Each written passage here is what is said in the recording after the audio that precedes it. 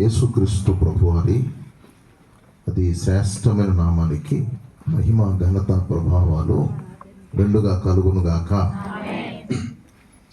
నెమ్మదిగా చెప్పారంటే త్వరగా ముగించడం అర్థం.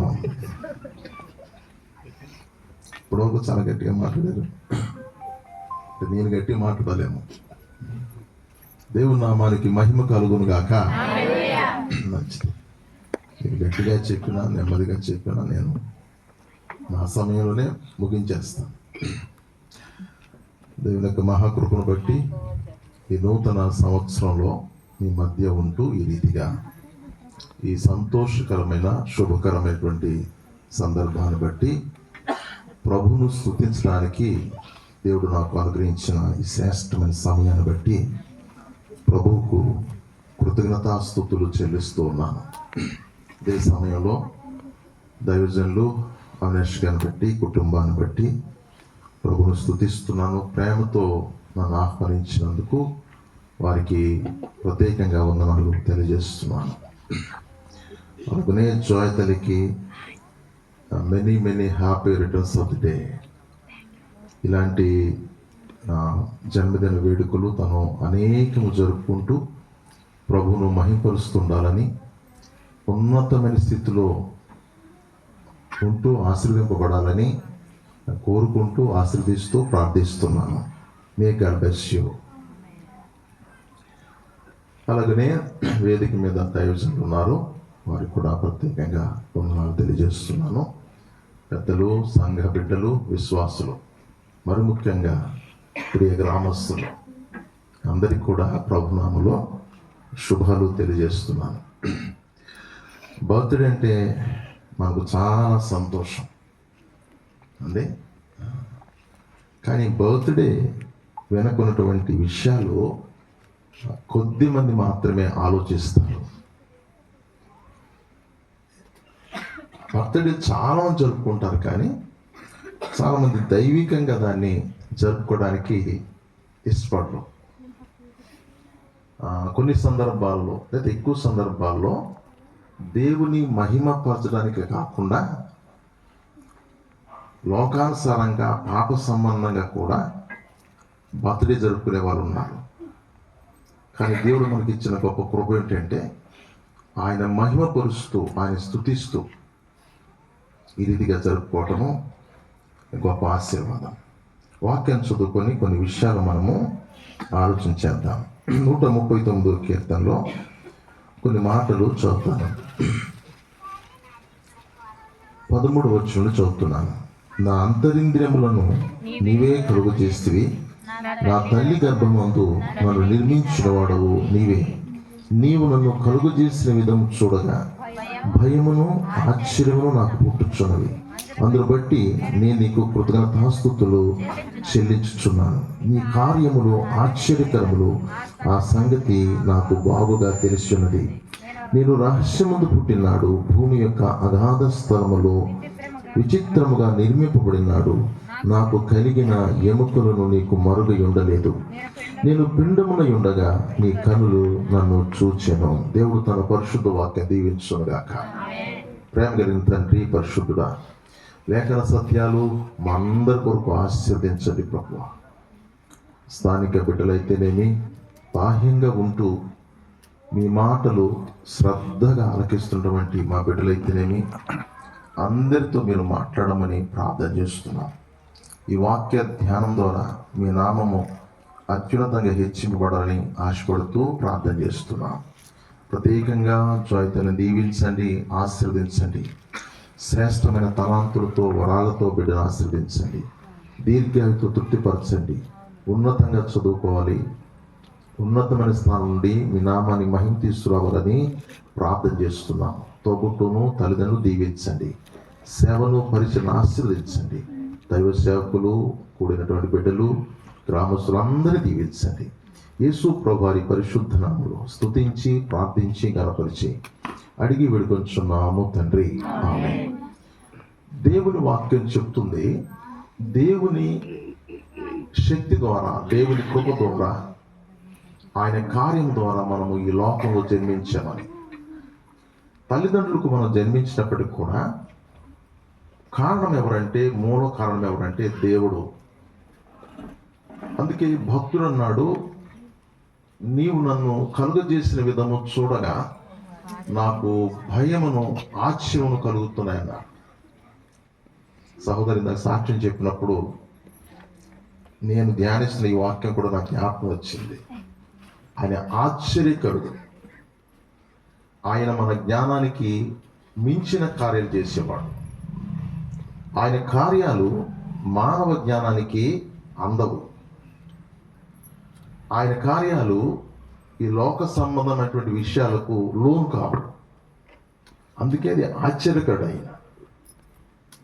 కనుక దావీదు ఏమాడంటే, నీవు నన్ను కలుగజేశావు, నా తల్లి గర్భములో నీవు నన్ను పుట్టించావు అని ఈ కీర్తనలో తను జ్ఞాపకం చేసుకున్నాడు. వాస్తవంగా ఈ 139వ కీర్తనలో దేవుని యొక్క ప్రాముఖ్యమైన 3 లక్షణాలు ఉంటాయి.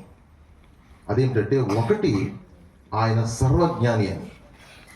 మొదటి వచనము నుండి 4వ వచనం వరకు ఉన్నటువంటి వచనాలు ఆయన సర్వజ్ఞానిని మనకు తెలియజేస్తాయి. 5వ వచనం నుండి 12వ వచనం వరకు ఉన్నటువంటి వచనాలు ఆయన సర్వాంతర్యామిని తెలియజేస్తాయి. తరువాత 13వ వచనం నుండి 16వ వచనం వరకు ఉన్నటువంటి వచనాలు ఆయన సృష్టికర్తని తెలియజేస్తాయి. కనుక దైవికమైన లక్షణాలు ఇక్కడ ప్రాముఖ్యంగా 3 ప్రస్తావించబడ్డాయి. ఆయన సర్వజ్ఞాని, ఆమ్నిసెంట్ అంట. రెండవది, ఆయన సర్వవ్యాపకుడు, సర్వాంతర్యామి, ఆమ్ని ప్రజెంట్ అంటారు. ఆ తర్వాత ఆయన సృష్టికర్త, ఆయన మనందరినీ సృజించిన వాడు. దేవుని యొక్క 3 ప్రాముఖ్యమైన లక్షణాలు ఇక్కడ ఉన్నాయి. అయితే వాటిని మనం ధ్యానం చేయలేదు. కానీ ఇప్పుడు దేవుడు సృష్టికర్తని, అందున మానవుని సృష్టికర్తని మనం జ్ఞాపకం చేసుకుంటున్నాం. ఇప్పుడు మిగిలిన విషయాలు మనం తీసుకుంటే చాలా సమయం పడుతుంది. కనుక దేవుడు మానవుని యొక్క సృష్టికర్త ఆయన. ఇటీవల కాలంలో ఈ రోజు ఉన్నటువంటి ప్రజలు శాస్త్రం అని చెప్పి, సైన్స్ అని చెప్పి దేవుడు లేడు అంటున్నారు అన్నమాట. దీనికి ముఖ్యమైన కారకుడు ఎవరంటే చార్లెస్ డార్విన్, ఎవల్యూషన్ థియరీ ప్రతిపాదించిన వాడు. జీవ పరిణామ సిద్ధాంతం అంటే అమీబా నుండి చేప, చేప నుండి ప్రాకేజీవి, ప్రాకేజీవి నుండి పక్షి, పక్షి నుండి కోతి, కోతి నుండి మానవుడు. ఇలాగున్న పరిణామం చెంది మనిషి పుట్టాడంట. ఇంతకీ is the evolution theory proving? Evolution theory ప్రాక్టికల్గా ప్రూవ్ చేయబడిందంటే లేదు. ఒక నిజమైన సైన్స్ అనుకుంటే ఏం చేయాలంటే థియరీని ల్యాబొరేటరీలో ప్రూవ్ చేయాలన్నమాట. ఇలాగూ ప్రాక్టికల్గా ఇది కరెక్ట్ అని చెప్పాలన్నమాట. మరి వాడు దాన్ని ప్రాక్టికల్గా చెప్పలేదు. ప్రాక్టికల్గా చెప్పలేని దాన్ని నువ్వు సత్యమని ఎలా నమ్ముతున్నావు? చూసారా? ఇలాగున మనిషిని దేవుణ్ణి దూరపరిచేటువంటి సిద్ధాంతాలు ఎన్నో ఉన్నాయి. వాస్తవం చెప్పాలంటే ఎవల్యూషన్ థియరీ అంటే అర్థం ఏంటంటే, థియరీ అంటే అర్థం ఏంటంటే ఒపీనియన్ అని అర్థం. ఒపీనియన్ అంటే అర్థం ఏంటంటే ఉద్దేశం అని అర్థం. ఆయన ఉద్దేశం ఆయన చెప్పాడు. ఆయన ఉద్దేశాన్ని శాస్త్రంగా నమ్మేటువంటి ప్రజలు సృష్టికర్తైన దేవుణ్ణి దూరం అయిపోతున్నారు. దూరం అయిపోయిన ప్రజలు పాపంలో పడి పాడైపోతున్నారు. చూసారా? కనుక ఈ పిచ్చి ఆలోచన ఉన్నవారు అంటే సైన్స్ అని పిచ్చి ఆలోచన ఉన్నవారు ఏం చేయాలంటే అది సత్యం కాదని నమ్మాలి. దేవుడు మనల్ని సృజించాడని వాక్యం చెప్తుంది. దేవుడు మనం సృజించాడు. అమ్మ ఎవరు మాట్లాడకండి దయచేసి. దేవుడు మనం సృజించాడు. దేవుడు ఎలా సృజించాడనే విషయం ఒకసారి మనం ఆలోచన చేస్తే, ఆదికాండము 1వ అధ్యాయము 26వ వచనం. 26 వచ్చిన దేవుడు దేవుడు మన స్వరూపమందు మన పోలిక చొప్పున నరులను చేయదము అని చెప్పాడు. చాలా అంటే మనిషి ఇప్పుడు ఏ స్వరూపం అంటే దేవుని స్వరూపము. ఒక హైందవ వక్త దీన్ని ఇలా ప్రశ్నించాడు. జాగ్రత్త వినండి, ఏదైనా మాట్లాడదాం కదా. హైందవ వక్త ఇలా ప్రశ్నించాడు, మీరు దేవుని తండ్రి, కుమార, పరిశుద్ధాత్మ అని చెప్తారు కదా,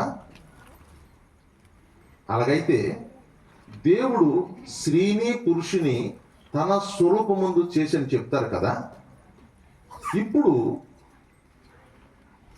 తండ్రి స్వరూపము స్త్రీ స్వరూపమా, కుమారుని స్వరూపం స్త్రీ స్వరూపమా, పరిశుద్ధాత్మ యొక్క స్వరూపము స్త్రీ స్వరూపమని ప్రశ్నించాడు. ఆ మాట మీకు అర్థమైంటుంది. ఏమంటారంటే నీ వాక్యం ఏం చెప్తుందంటే మనిషి దేవుని పోలిక అని చెప్పారు. కరెక్ట్, మంచి మేము ఒప్పుకుంటాము. అయితే మీరు ఇంకేం చెప్తారంటే దేవుడు తండ్రి, కుమార, పరిశుద్ధాత్మకు ఉన్నారని చెప్తారు కదా, అది మంచిదే. అంటే ఆయన ఉద్దేశం ఏంటంటే మేము దేవి దేవతలను ఆరాధన చేస్తాము, మీరు దేవుని స్త్రీగా ఎందుకు ఆరాధన చేయనటువంటి ఆలోచనలో ఈ మాట అడిగాడు అన్నమాట. పురుషుడు స్త్రీ కూడా దేవుని స్వరూపం అనుకున్నప్పుడు మరి స్త్రీ యెహోవా స్వరూపమా, యేసు స్వరూపమా, పరిశుద్ధాత్మని స్వరూపమా అని అడిగాడు అనమాట. మీరేం చెప్తారు?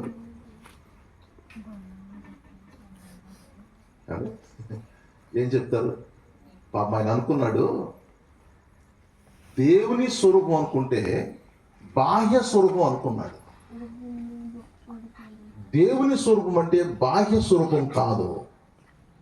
దేవుని స్వరూపం అంటే ఆంతర్యములున్న స్వరూపం. ఎందుకంటే వాక్యం చెప్తుంది దేవుడు ఆత్మ కనుక ఆయన ఆరాధించువారు ఆత్మతోనూ సత్యముతోనూ ఆరాధించాలి. దేవుడు తన స్వరూపం అంటే మనలా చేతులు, మనలాగా కాళ్ళు, ముక్కున్నాయిదా? కాదు. దేవుడు తన స్వరూపం అంటే మన ఆంతర్య స్వరూపము, ఆయన ఆత్మలో ఉంచినటువంటి స్వరూపము. కనుక ఇది స్త్రీ పురుషుల యొక్క తత్వాన్ని తెలియచేయదు. స్త్రీలో ఆయన స్వరూపం ఉంది, పురుషులు ఆయన స్వరూపం ఉంది, కానీ ఇది బాహ్య స్వరూపం కాదు. ఆయన స్వరూపం అంటే ఆయన పరిశుద్ధత, ఆయన నీతి, ఆయన ఇచ్చేటువంటి ఉన్నతమైన స్థితి. ఎందుకంటే మనిషికి జంతువుకు ఉన్నటువంటి ప్రధానమైన తేడా ఏంటంటే దేవుని ఆత్మ. మనిషిలో దేవుని ఆత్మ ఉన్నాడు, మనిషిలో మాత్రమే ఉన్నాడు. మరి ఏ ఇతర జంతువులు కూడా లేడనమాట.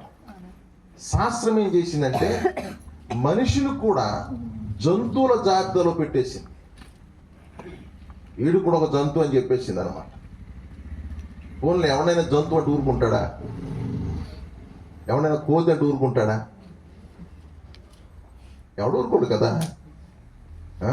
ఒక పాస్టర్ గారు చెప్పారు, దయచేసి మీ పిల్లల్ని గాడిదని కానీ లేకపోతే మరొక పేరు దగ్గర జంతువుల పేరు పెట్టి తిట్టకండి అన్నాడు. ఎందుకంటే పిల్ల గాడిదైతే అందుకే కనుక జాగ్రత్త పడని చెప్పాడు. కనుక మనం తిట్టకూడదు. ఒకరు తిడితే ఆటోమేటిక్గా మనమే అది దేవుని స్వరూపం అంటే ఇక్కడ బాహ్యమైంది కాదు. ఇంకా చెప్పాలంటే దేవుని వాక్యం ఏం చెప్తుందంటే ఈ మనిషిని ఈ సృష్టిలో దేవుడు ఉన్నతమైన స్థితిలో పెట్టాడు. అది సత్యం. ఇప్పటికీ కూడా మనిషి ఈ సృష్టిలో ఉన్నతమైన వాడే. మనిషి కంటే ఉన్నతమైన పుట్టుక మరి దేనిలో లేదు. ఎందుకంటే ఈ మనిషిలో దేవుడు తన ఆత్మను ఉంచాడు. అందుచేత దేవుడు మానవుని సృజించినప్పుడు ఏమన్నాడంటే ఇది మానవుని, అది నా పోలిక అన్నాడు. మనలో ఆంతర్యములో ఆయన పోలికను ఉంచాడు దేవుడు. సారిసారికి ఈ మాట బైబిల్లో మనం చూస్తాం అన్నమాట. మానవుడు దేవుని పోలికని. కనుక దేవుడు మనం సృజించినప్పుడు ఆయన మానవుని తన పోలిక చొప్పున చేశాడంటే దాని అర్థం అది. తర్వాత మనిషిని దేవుడు ఎలా చేశాడంటే మంటి నుండి చేసినని చెప్తుంది వాక్యం. నేలమను తీసుకొని ఆదామును చేసి నాసికారంధ్రములో ఊపిరినప్పుడు అతడు జీవాత్మ అని వాక్యం చెప్తుంది. ఇప్పుడు మంటిలో ఏ మూలకాలైతే ఉన్నాయో మన శరీరంలో కూడా ఈ శరీరం కూడా అవే మూలకాలు ఉన్నాయి. ఇది గొప్ప రుజువు అన్నమాట అండి. కనుక దేవుడు మానవుని చేసిన విధానము వాక్యం ఏమైతే చెప్తుందో మానవుడు అలాగే ఉన్నాడు. దేవుడు ఉన్నాడని చెప్పడానికి నీ యొక్క పుట్టుక ఒక గొప్ప రుజువు.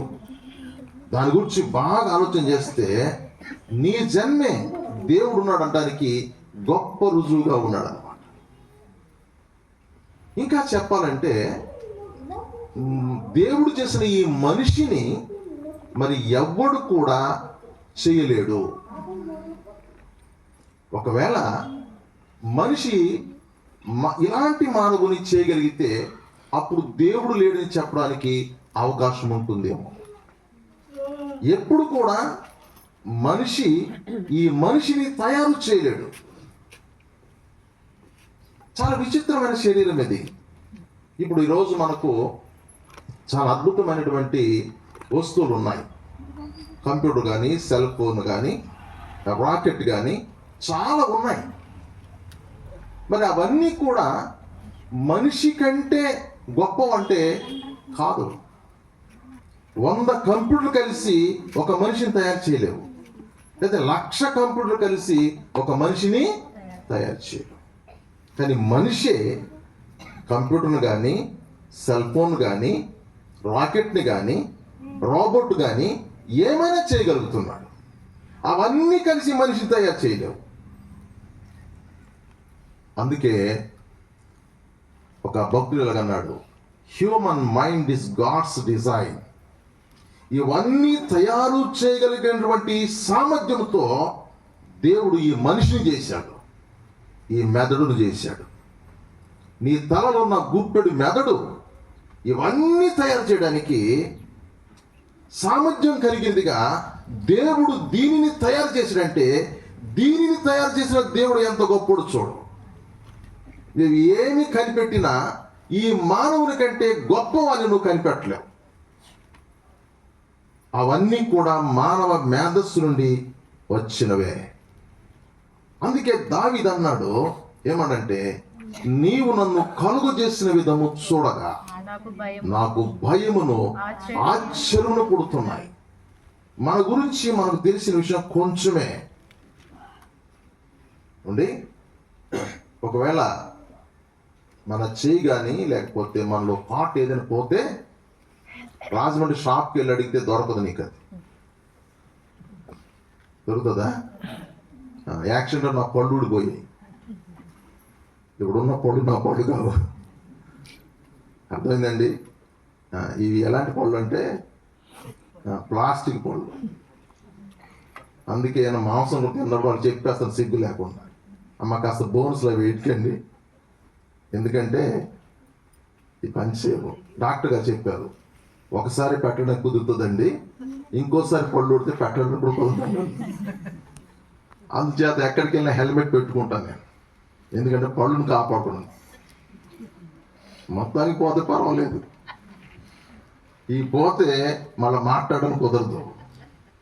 దీనికి ఈ పళ్ళు పెట్టుకోవడానికి నాకు అప్పట్లో 20,000 అయింది. ఆ లెక్కన మన శరీర అవయవాలకు అన్నిటికీ ఎన్ని లక్షలు అవుతాయి చెప్పండి ఒకసారి.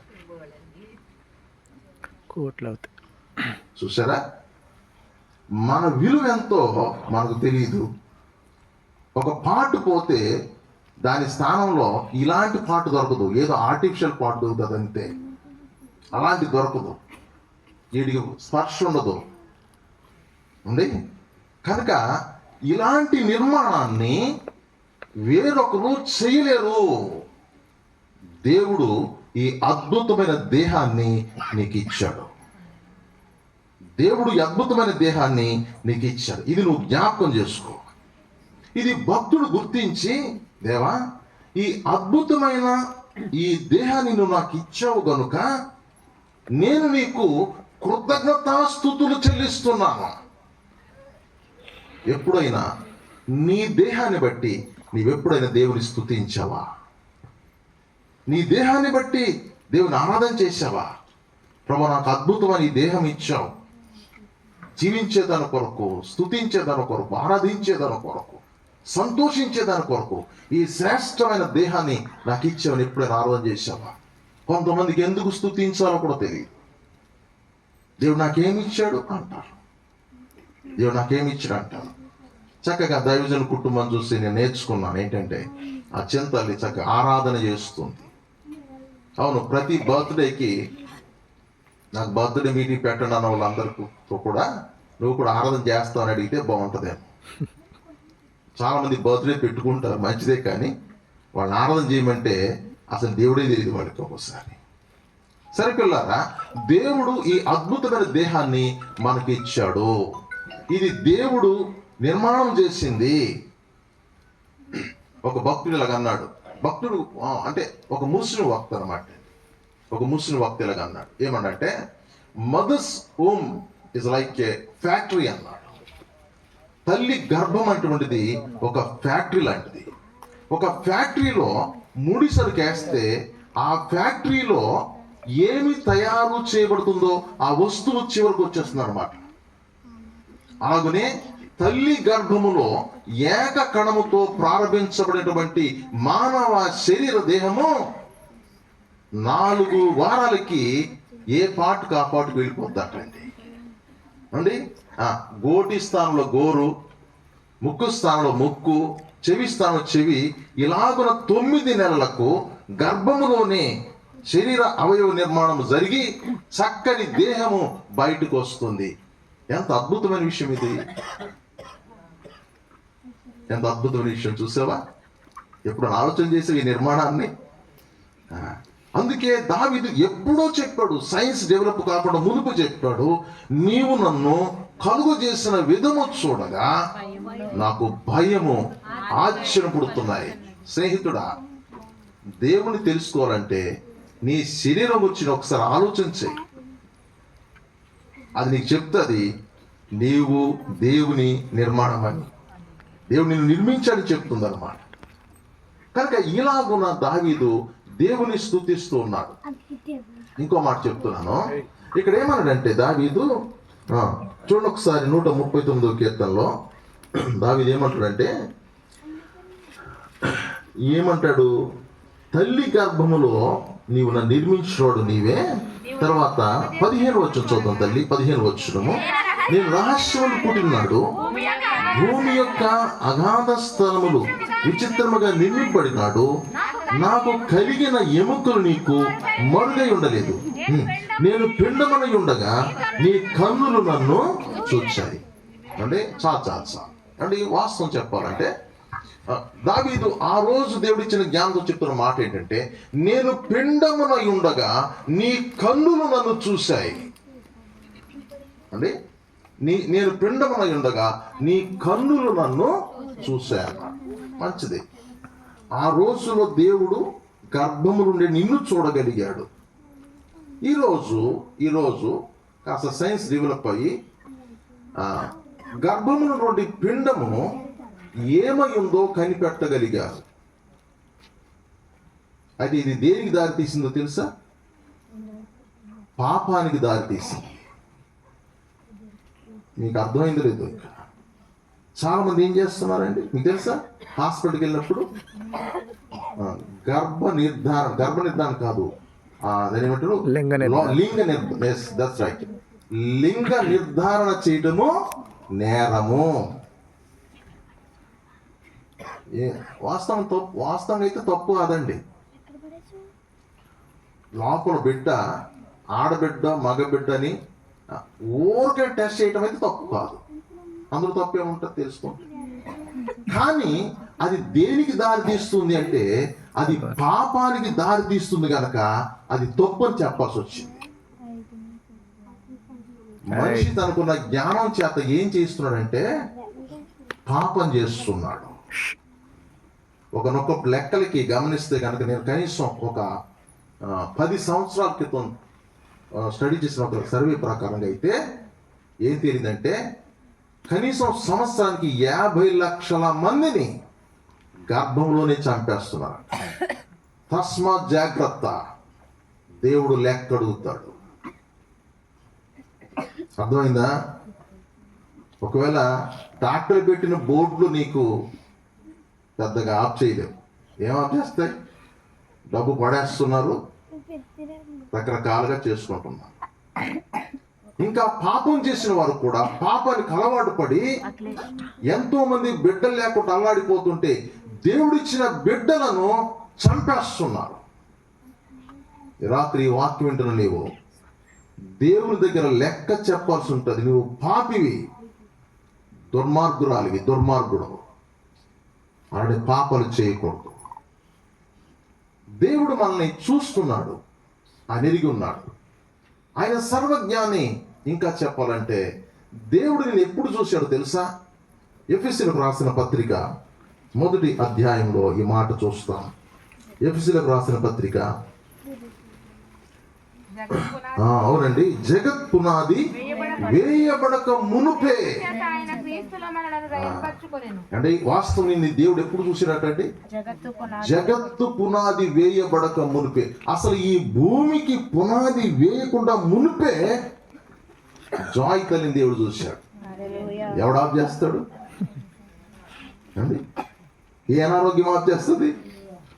ఆమె గూర్చిన తలంపులు, ఉద్దేశాలు దేవుడు ఈ జగత్తు పునాది వేయబడక మునిపే కలిగి ఉన్నాడు. అవును, ప్రార్థన ద్వారా అది బయలుపరచబడింది పిల్లరా. కనుక దేవుడిని ఎప్పుడు ఎదుగున్నాడు తెలుసా? ఈ జగత్తు పునాది వేయబడక మునిపే ఆయనను గూర్చి ఎరిగి ఉన్నాడు. నీ గూర్చి ఆయన తలంపులు కలిగి ఉన్నాడు, ఆయన ఉద్దేశాలు కలిగి ఉన్నాడు. కనుక ఈ దేహము దేవుని నిర్మాణమని మనము తెలుసుకుంటున్నాం. మరి దేవుడు ఈ దేహాన్ని ఎందుకు ఇచ్చాడు? దేవుడు ఈ దేహాన్ని ఎందుకు ఇచ్చాడు? ఇది చాలా ప్రాముఖ్యమైన మాట అన్నమాట. యెషయా గ్రంథము 43వ అధ్యాయం 7వ వచనం. యెషయా గ్రంథము 43వ అధ్యాయం 7వ వచనం ఏం చెప్పిందండి? నా మహిమ నిమిత్తము నేను సృజించిన వారిని అన్నాను. మీకు అర్థమైందా? మీకు చెప్పండి ఇప్పుడు. దేవుడు ఎందుకు సృజించాడు నిన్ను? దేవుని మహిమ నిమిత్తం, ఆయన ఘనత కొరకు, ఆయన మహిమ కొరకు, ఆయన గొప్పతనం కొరకు దేవుడు నిన్ను నిర్మించుకున్నాడు. మరి అలాగైతే దేవుని యొక్క మహిమార్థంగా నీ దేహం ఉందా? నీ దేహాన్ని బట్టి దేవునికి మహిమ కలుగుతుందా? ఆయన ఘనపరచబడుతున్నాడా? ఒకసారి మనం ఆలోచన చేయాలి. దేవుడు నిన్ను నన్ను సూచించిన విధానంలో ప్రాముఖ్య విషయం ఏంటంటే ఆయన మహిమ నిమిత్తము మనలను ఆయన నిర్మించుకున్నాడు. ఎఫెసీయులకు రాసిన పత్రిక 2వ అధ్యాయం 10వ వచనం. ఎఫెసీయులకు రాసిన పత్రిక 2వ అధ్యాయం 10వ వచనం ఏం చెప్పిందండి? ఎఫెసీయులకు రాసిన పత్రిక అమ్మా, ఎఫెసీ 2:10. అవునమ్మా. మరియు వాటి యందు మనము నడుచుకొనవలెనని దేవుడు ముందుగా సిద్ధపరిచిన సత్క్రియలను చేయుటకై మనము క్రీస్తు యేసునందు సృష్టింపబడిన వారమై ఆయన చేసిన పని అయి ఉన్నాము. మీకేమర్థమైంది ఇప్పుడు? దేవుడు ముందుగా సిద్ధపరిచిన పనులను మనము చేయటానికి ఆయన మనను సృజించుకున్నాడు. ప్రతి మనిషిని దేవుడు సృజించాడు. ఆ మనిషి దేవుని కొరకు ఏ పనులు చేయాలో ఆ పనులు ముందుగా ఆయన సిద్ధపరిచి వాటిని చేయటానికి ఈ మనిషిని దేవుడు సిద్ధపరచుకోడని వాక్యం చెప్తుంది. దీనికి విరుద్ధంగా మనిషి ఏం చేస్తున్నాడంటే దేవుడు సిద్ధపరిచిన పనులు మానుకొని తనకిష్టమైన పనులు చేస్తున్నాడు. నీవు నీ జీవితాన్ని బట్టి గుర్తించాల్సినటువంటి తెలుసుకోవాల్సిన విషయం ఏంటంటే, ఆయన మహిమ నిమిత్తముని సూచించిన దేవుడు ఆయన పనులు నీవు చేయటానికి నిన్ను ఈ లోకానికి పంపించడనే విషయం నువ్వు జ్ఞాపకం చేసుకోవాలి. మనమందరం అడగాలి, ప్రభువా నేను ఈ భూమి మీద నీ కొరకు ఏ పనులు చేయటానికి నన్ను ఈ లోకానికి పంపించాలి, ఏ పని ద్వారా నేను నిన్ను మహిమపరచాలి అనే విషయాన్ని మనము గుర్తించాలి. కనుక దేవుడు మన ఈ లోకానికి ఎందుకు పంపించాడంటే, ఆయన ఏమైతే మన ద్వారా పనులు చేయించుకుని సిద్ధపరుచున్నాడు, ఆ పనులు అవి చేయటానికి ఈ లోకానికి మనం పంపించిన విషయము మనము జ్ఞాపకం చేసుకోవాలి. ఈ బర్త్డే గురించి మనం ఆలోచన చేసినప్పుడు ఒక 3 ప్రాముఖ్య విషయాలు మనం జ్ఞాపకం చేసుకోవాలి.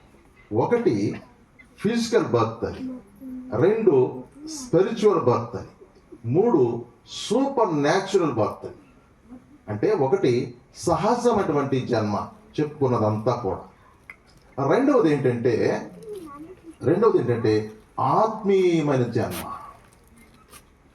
ఆత్మీయమైన జన్మ అంటే ఏమిటి? ఇప్పుడు ఆత్మీయమైన జన్మ ఇది చాలా ప్రాముఖ్యం అండి, ఇది చాలా ప్రాముఖ్యం. యోహాను సువార్త 3వ అధ్యాయంలో ఈ మాట చూస్తాం చూడండి. యోహాను సువార్త 3వ అధ్యాయం 3వ అధ్యాయము 3వ అధ్యాయము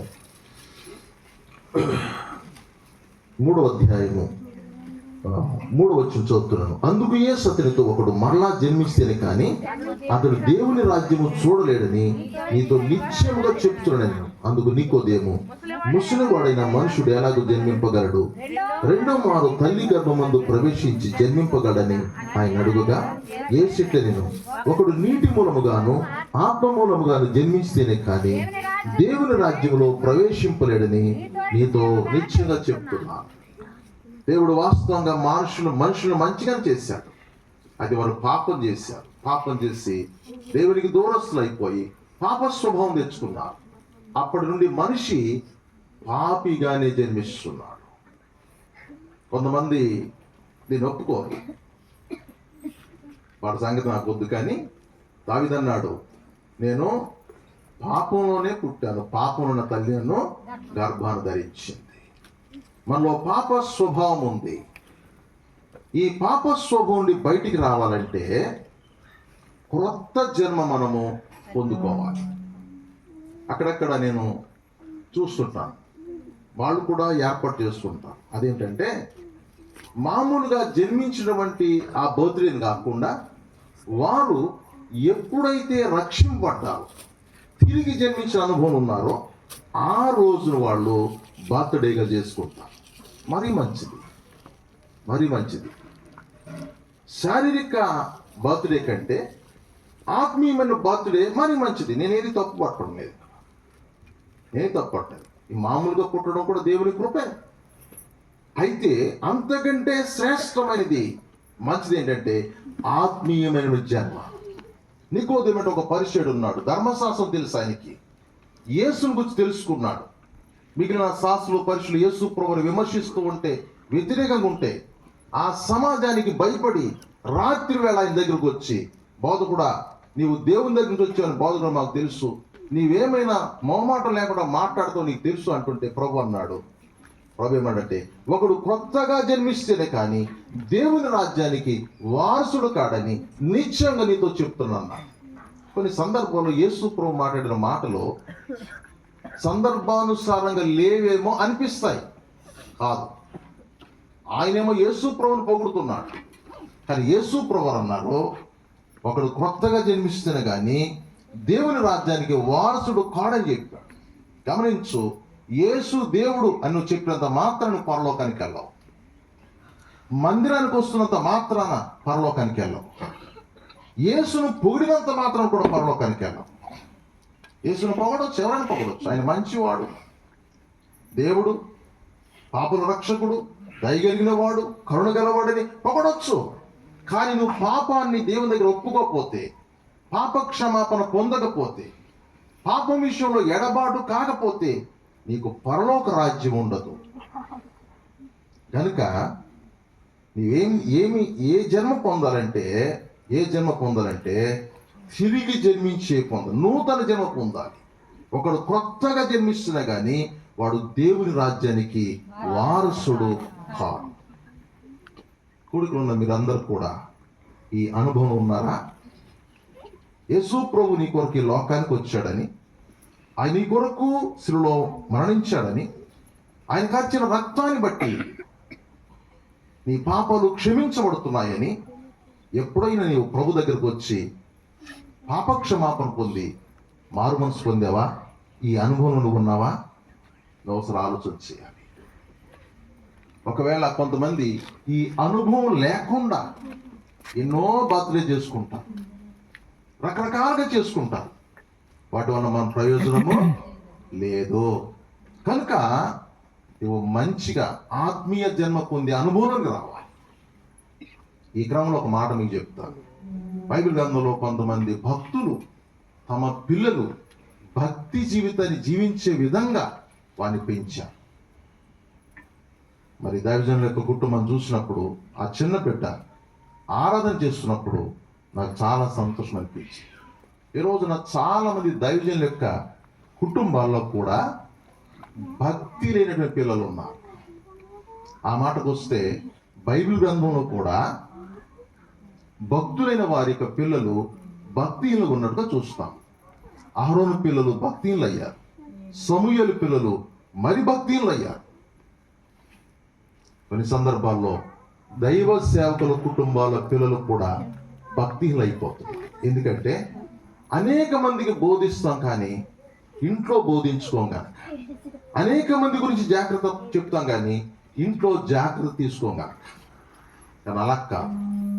దేవుడు మనకిచ్చిన పిల్లల విషయంలో ప్రతి ఒక్కరు కూడా చిన్నప్పటి నుంచి వారి విషయంలో జాగ్రత్త తీసుకుంటే వారు భక్తిలోకి వస్తారు.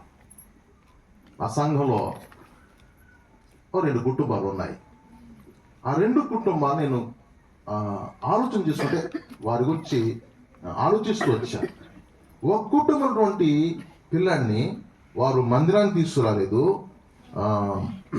సండే స్కూల్ పంపలేదు, యూత్ మీటింగ్ తీసుకురాలేదు. వాడు ఏదంటే అది అన్నట్టుగా వాడికి ఇచ్చేసి దైవ మందిరానికి దేవుని సన్నిధికి దూరంగా ఉంచాడు. ఈరోజు ఎంతో కాదు, ఇంటర్మీడియట్కి వచ్చాడు అంతే. తల్లిదండ్రుల మాట అస్సలు వింటం లేదు. ఇంకో కుటుంబాన్ని చూశాను. పిల్లలు ఇంకో కుటుంబాన్ని చూశాను. వారు వచ్చినప్పుడల్లా దేవుని మందిరం తీసుకొచ్చేవారు, సండే స్కూల్ తీసుకొస్తారు, యవనస్తులు కూడా తీసుకొస్తారు, చిన్నపిల్లైనా కానీ ఇప్పటికీ సక్రమంగా మందిరానికి వస్తూ దేవుని వాక్యాలు అప్పగిస్తాడు. జాగ్రత్త. కొన్ని సందర్భాల్లో మీ పిల్లలను మందిరానికి తీసుకురావటంలో మీరు వెనుకంజ వేస్తున్నారేమో. ఇప్పుడు మంచిగా ఉంటుంది, రాను రాను ఎంతవరకు వెళ్తుందంటే నీ మాట నేను వినేది అంటే అన్నంతవరకు వెళ్తుంది. ఒక్కోసారి ప్రయాసపడి ఆత్మీయ తల్లిదండ్రులు సండే స్కూల్ పంపించండి, సండే స్కూల్ పంపించండి అంటే కొన్ని సందర్భాల్లో ఒక్కొక్కరు సమాధానం చెప్తుంటారు. ఏమంటారంటే ఇంకా మా పిల్లలు లేవలేదండి అని అంటారు. అంటే సండే స్కూలు పాస్టర్ గారి కొరక, లేకపోతే సంఘం కొరక, ఆయన కలిసి వస్తే దాని కొరక? జాగ్రత్త. వాక్యం ఏం చెప్తుందంటే బాలుడు నడవలసిన త్రోవను వాడికి నేర్పించు, లేకపోతే పెద్దవాడైనప్పుడు వాడి నుండి తొలగిపోడని చెప్పాడు. చిన్నప్పుడు నువ్వు ఏమి నేర్పిస్తే పెద్దయినప్పుడు అదే వాడికి వస్తుంది. ఒక 2 గజ దొంగలు పెళ్లి చేసుకున్నారట, భర్త భార్య కూడా, 2 గజ దొంగలేనట. వాడికి బాబు పుట్టాడట. పుట్టినట్టాడు నర్సులో మెడలో ఉన్న గురుసు పట్టుకున్నాడు. మరి స్వభావం మరి చూసారా? మీరు దేవుని సన్నిధికి వచ్చేటప్పుడు మీ పిల్లలు దేవుని సన్నిధికి వస్తున్నారు లేదో జాగ్రత్తగా చూసుకోండి. అబ్రహాము బలి అర్పించడానికి వెళ్తున్నాడు. ఎవరిని? ఇస్సాకుని బలి అర్పించడానికి వెళ్తున్నాడు. వెళ్ళేటప్పుడు ఇస్సాకు అన్నాడు, నాయనా అన్నాడు. ఏమి నాయనా అన్నాడు. ఇస్సాకు అంటాడు, బలికి కత్తి ఉంది, కట్టెలు ఉన్నాయి, నిప్పు ఉంది, గొర్రె పిల్ల ఏది? ఇక్కడ విషయం ఏంటంటే, తండ్రి బలి అర్పించేటప్పుడు ఏమేమి వస్తువులు కావాలో ఇస్సాకుకు బాగా తెలుసు. మందిరానికి వెళ్ళేటప్పుడు ఏమేమి కావాలో నీ పిల్లలకి తెలుసా? మందిరానికి వెళ్ళేటప్పుడు ఎలా సిద్ధపడి వెళ్ళాలో నీ పిల్లలకు తెలుసా? మందిరానికి వెళ్ళిన తర్వాత ఏం పని చేయాలో నీ పిల్లలకు తెలుసా? మందిరంలో కార్యక్రమాలు నీ బిడ్డలకు తెలుసా? నీ పిల్లలు ఆశీర్వదింపబడాలంటే ఈ మందిర అనుభవంలో నడిపించండి. ఇస్సాకు గొప్పవాడయ్యాడు. ఇస్సాకు యొక్క ప్రత్యేకత ఏంటంటే, ఆ ప్రక్క ఈ ప్రక్క బహుభార్యత్వం ఉంది, కానీ ఇస్సాకు ఏకపత్నివ్రతుడయ్యాడు. పిల్లరా, భక్తులు తమ పిల్లల్ని భక్తి మార్గం నడిపించారు. చూసారా, హన్న ప్రార్థించి పొందుకుంది బిడ్డని, అనుకున్నట్టుగానే ప్రభు సన్నిధికి తీసుకొచ్చి అప్పగించేసింది. నాకు ఆశ్చర్యం ఏంటంటే, ఆమె పాలు విడిచినప్పుడు అక్కడ తీసుకొచ్చి ఎన్ని సంవత్సరాలు ఉంటాయి? బహుశా నేను 3-4 సంవత్సరాలు ఉంటాయి. అక్కడ కుర్రోడిని అక్కడ విడిచిపెట్టినప్పుడు వాక్యం ఉంటది, వాడు అక్కడనే యెహోవాకు బ్రొక్కెను. అంటే ఎప్పుడు ప్రార్థన నేర్పించిందండి? తెలుగు చెప్పండి, ఎప్పుడు ప్రార్థన నేర్పించిందండి? పాలు విడిచినప్పటికే వాడు మోకరించి ప్రార్థన చేయడం వాడికి అర్థమై. నువ్వేమంటావు? చిన్నపిల్లలండి పాస్ట్, వాళ్ళకి ఏం తెలుసులేండి. సెల్ ఫోన్ ఎలా చూస్తాడు వాడు? కొంతమంది ఏం చేస్తారు తెలుసండి, వీళ్ళు పనులకు ఆటంకం అని చెప్పేసి సెల్ ఫోన్ ఇచ్చేస్తున్నాడు వాడికి. జాగ్రత్త, ఆత్మీయ సంగతి తర్వాత పెడదాము, కళ్ళు పోతున్నాయి, జాగ్రత్త. చిన్నప్పటి నుంచి ఆ సెల్ ఫోన్ చూస్తూ ఉంటే కళ్ళు పోతాయి, మైండ్ కూడా పాడైపోతుంది. మీ అవసరం కొరకు పిల్లల్ని పాడు చేయకండి. వీడు మనకు అడ్డొస్తాడు, పనికి అడ్డొస్తాడు అని చెప్పేసి ఆ బొమ్మలు పెట్టేసి ఆడికి ఇచ్చేస్తే ఆడేం చేస్తుంటే చాలా దగ్గర చూస్తాడు అనమాట. చూస్తే ఏమో తెలుసునండి, కొంతకాలానికి ఎవరి కంటి చూపు లోపం వస్తుంది, తద్వారా మెదడుకు కూడా ఎఫెక్ట్ అవుతుంది. కాదు, యువకు ఇలాగిస్తే ఏమంటాడు, 10 సంవత్సరాలు ఒక సెల్ ఫోన్ కావాలంటాడు. అది ఎంతో కాదు, 10,000 రూపాయలు ఉంటుంది తక్కువలో. కానీ నీ కుమారుడికి ఏం తెలియాలి అంటే, దేవుని సన్నిధిలో మోకరించడం తెలియాలి, ప్రార్థన చేయడం తెలియాలి, ప్రభు సన్నిధి తెలియాలి. చిన్నప్పటి నుంచే నేర్పించడం ప్రారంభించు, వాళ్ళు గొప్ప వాళ్ళు అవుతారు. వాడు గొప్ప వాళ్ళు అవడానికి నీవు చేసిన ప్రార్థన, నీవు నడిపించిన విధానం కారణమవుతుంది. కనుక పిల్లల్ని భక్తులు మంచిగా నేర్పించారు. ఇంకా చెప్పాలంటే యోగ్యబేత్ ఉంది. యోగ్యబేత్ ఎవరు? మోషే యొక్క తల్లి. ఆమె ఎంత త్యాగపూరితమైన వ్యక్తి తల్లి అంటే, చాలా త్యాగం చేసిన తల్లి. ఇశ్రాయేలు ప్రజలందరూ కూడా వారు బాధ అనిపిస్తుంటే, శ్రమ అనిపిస్తుంటే, మోషే మాత్రము ఆ ఫరో, ఆ రాజకోటలో ఫరో కుమార్తెకు కుమారుడుగా ఉన్నాడు అన్నమాట. నా కొడుకు గనక మంచిగా రాజరికం ఉన్నాడు, సుఖంగా ఉన్నాడు, రేపు మాపు రాజు అవుతాడు అని అనుకోలేదండి. తనేమనుకుందో తెలుసా? నా కొడుకు దేవుని యొక్క సేవకుడు అవ్వాలి, దేవుని పని చేయాలి, ఇశ్రాయేలు ప్రజలకు విమోచకుడు అవ్వాలని కోరుకుంది. అందుచేత ఆమె ఏం చేసిందంటే, చిన్నప్పటి నుండి కూడా మోషేకు నేర్పిస్తూ వచ్చింది. అతను పెద్ద అయిన తర్వాత, యవనస్తుడైన తర్వాత ఆలోచిస్తాడంగా, బాబు ఇదని చెప్పలేదు ఆమె. చిన్నప్పటి నుంచి కూడా దేవుని వాక్కు నేర్పిస్తూ వచ్చింది కనుక. ఆశ్చర్యం ఏంటంటే, యవన ప్రాయంలో మోషే అన్ని విధాల పాపాలు చేయడానికి అవకాశం ఉన్నప్పటికీ కూడా మోషే జీవితంలో ఆత్మ సంబంధమైన పొరపాట్లు ఉన్నాయి తప్ప శరీర సంబంధమైన పాపాలు లేవండి. మోషే ఆత్మీయంగా కొన్ని విషయాల్లో పొరపడ్డాడు, వేరే సంగతి. కానీ శరీర సంబంధంగా ఒక్క పాపం కూడా చేయలేదు మోషే. రాజగృహంలో ఉన్నప్పటికీ అనేక మంది మరి అందమైనటువంటి యవనస్తురాలు తనకు అందుబాటులో ఉన్నప్పటికీ కూడా దేవుని వాక్యము చేత పట్టబడిన మోషే ఏ ఒక్కరోజు కూడా పాపం చేయలేదు. ఎందుకంటే చిన్నప్పటి నుంచి మోషేను తల్లి అలాగున పెంచుకుంటూ వచ్చింది. ప్రియమైన దేవుని జనాంగమా, మన పిల్లలు ఆశీర్వదింపడాలంటే, దేవుడు మనకి ఇచ్చిన పిల్లలు ఆశీర్వదింపడాలంటే మన బిడ్డలు ఏం చేయాలంటే దేవుని చేతిలో పెట్టాలి. ఒకవేళ మోషే ఆ ఫరో గృహంలో ఉంటే తన చరిత్ర అక్కడ అయిపోనేమో, కానీ మోషేను తన తల్లి దేవుని చేతిలో పెట్టింది కనుక తరతరాలకు ఆశీర్వాదకరంగా ఉంచాడు దేవుడు అతన్ని. నీ పిల్లలు అనేక మందికి ఆశీర్వాదకరంగా ఉండాలంటే నీ బిడ్డల్ని దేవుని చేతిలో పెట్టి పెంచు, దేవునికి అప్పగించి పెంచు, మరి గొప్పవానిగా పెంచు. దేవుడు వారిని ఆశీర్వదిస్తాడు. కనుక ఈ రకంగా భక్తులు అలాగున వారిని పెంచినట్టుగా ఉన్నారు. నీవు కూడా నీ పిల్లలు అలా పెంచితే అది దేవునికి మహిమ, వారికి ఆశీర్వాదకరంగా ఉంటుందని జ్ఞాపకం చేస్తున్నాను.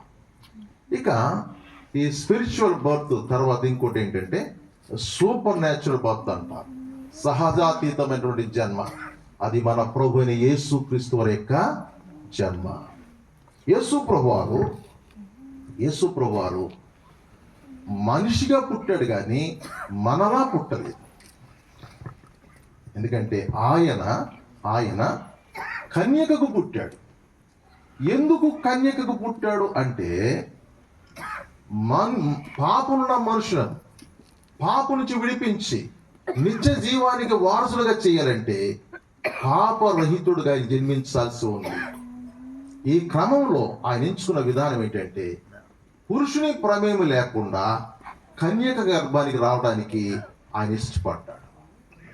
ఇటీవల కాలం ఒక ఆయన పెద్ద ఆయన ప్రశ్నించాడండి, నీ మతం గురించి నువ్వు చెప్పుకో, నీ విధానం నువ్వు చెప్పుకో, నీ భక్తి నువ్వు చెప్పుకో, మా భక్తిని నువ్వు ఎందుకు విమర్శిస్తావు?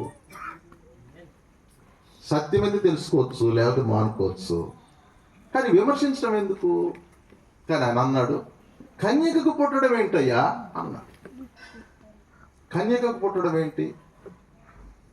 దానికి ఒక పాస్టర్ గారు మంచిగా సమాధానం చెప్పాడు, మనం అదే చెప్తాం. మనుషులకు అసాధ్యమే కానీ దేవునికి సమస్తము సాధ్యం. అది దేవుని కార్యం, అది పరిశుద్ధాత్మిక కార్యము. ఒకరు దేవుని కార్యాన్ని నువ్వు అర్థం చేసుకునే ప్రయత్నం చేస్తే ఈ భూమిని ఎలా పుట్టించాడు, ఆకాశం ఎలా పుట్టించాడు, నక్షత్రం ఎలా చేశాడు, ఇవన్నీ తెలుసుకోగలవా? నీ వల్ల కాదు. కనుక ఆయన కార్యాలు మనకు ఆశ్చర్యము. నీకు అర్థం కానంత మాత్రాన కాదంటే ఎలా కుదురుతుంది? కానీ యేసు ప్రభువారు కన్యకకు ఎందుకు జన్మించాల్సి వచ్చిందంటే ఆయన పరిశుద్ధుడు. ఆయన ఒక్కడే పరిశుద్ధుడు. ఆయన తప్ప పరిశుద్ధుడు కలిగినటువంటి దేవుడు కానీ లేకపోతే ఆ లక్షణాలు కలిగిన వారు కానీ ఎవ్వరూ లేరు. వేల్పులలోని సముడెవడు? పరిశుద్ధతను బట్టి నీవు మహనీయుడవు, స్తుతి కీర్తనను బట్టి పూజ్యుడవు, అద్భుతములు చేయవాడవు, నీ వంటి వాడు ఎవడో? పాపంలో పడిన మనిషిని రక్షించాలంటే పాపరహితుడైన దేవునికి కావాలి. సర్వ పాప పరిహారార్థం రక్త పురుషం ఆవశ్యకం, తద్రక్తం పరమాత్మేన పుణ్యదాన బలియాగం. సర్వ పాపాలు పోవాలంటే పాపులని మనిషి రావాలి. ఆయన ఎవరంటే ప్రభు అయిన యేసు క్రీస్తు వారు. ఆయన ద్వారానే మనుషులకు రక్షణ ఉంది, పాప క్షమాపణ ఉంది, నిత్య జీవం ఉంది. వేరొక మార్గం లేనే లేదు. ఆయన జన్మలో పాపం లేదు, ఆయన జీవితంలో పాపం లేదు. ఒకసారి శాస్త్ర పరీక్షలు ఏమన్నారంటే, ఆయన పట్టు తీసుకురండి అయ్యా అని చెప్పి పంపించారు. బంట్రోతులు పంపించారు. బంట్రోతులు వెళ్ళి యేసు ప్రభు మాట్లాడుతుండగా విన్నారు. ఇంత మంచిగా మాట్లాడిన వ్యక్తిని కనుక మనం పట్టుకొని లాక్కుపోతే పాపం మనం తగులుతుందిరా అని చెప్పేసి ఆయన పట్టుకోకుండా వెనక్కి వచ్చేసారు. ఎడతారో కొడతారో ఏం చేస్తారో సంగతి కానీ చెప్పి వెనక్కి వచ్చేసారు. శాస్త్ర పరిషత్ అడిగారు, ఎందుకు ఆ మనిషి మీరు పట్టుకు తీసుకురాలేదు అంటే వాళ్ళు అన్నారు, ఆ మనిషి మాట్లాడినట్లుగా ఎప్పుడు ఎవ్వడు మాట్లాడలేదు. అప్పుడు కాదు, ఇప్పుడు కాదు, ఎప్పటికీ ఎవడ మాట్లాడలేడు. మనిషి పుట్టిన తర్వాత ఏదో మాటలో పొరపాటు ఉంటుంది. సేవకులుగా మా దగ్గర పొరపాట్లు ఉంటాయి, విశ్వాసం దగ్గర మీ దగ్గర పొరపాట్లు ఉంటాయి, గొప్ప వ్యక్తి దగ్గర పొరపాటు మాట ఉంటుంది. యేసు ప్రభువారు భూమి మీద పుట్టినప్పటి నుండి ఆఖరికి కన్ను మూసి అంతవరకు కూడా ఒక్క పాపం కూడా చేయలేదు. ఒక్కసారి పొరపాటు మాట్లేదు. I'm sorry, I would not said this word అని ఒక్కసారి చెప్పలేదు. ఈ పాపరహితుడని దేవుడు అండి. ఆఖరికి మరణించేటప్పుడు కూడా ఆయన సిలువేశారు. సిలువేసే క్రమంలో 49, ఒకటి తక్కువ 40 దెబ్బలు, 39 కొరడా దెబ్బలు కొట్టారు.